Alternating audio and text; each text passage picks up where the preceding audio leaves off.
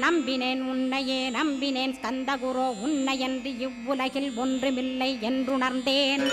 நன்கறிந்து கொண்டேன் நானும் உனதருளால் விட்டிட மாட்டேன் கந்தா வீடதருள் வீரே. நடுநற்றித்தானத்து நானுனை தியானிப்பேன் பிரம்ம மந்திரத்தை போதித்து வந்திடுவாய். சுழுமுனை மார்க்கமாய் ஜோதியைக் காட்டிடுவாய் சிவயோகியாக எனச் செய்திடும் குருநாதா.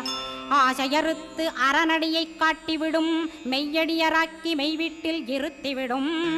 கொங்கு நாட்டிலே கோயில் கொண்ட ஸ்கந்தகுரோ கொல்லிமலை மேலே குமரகுருவானவனே.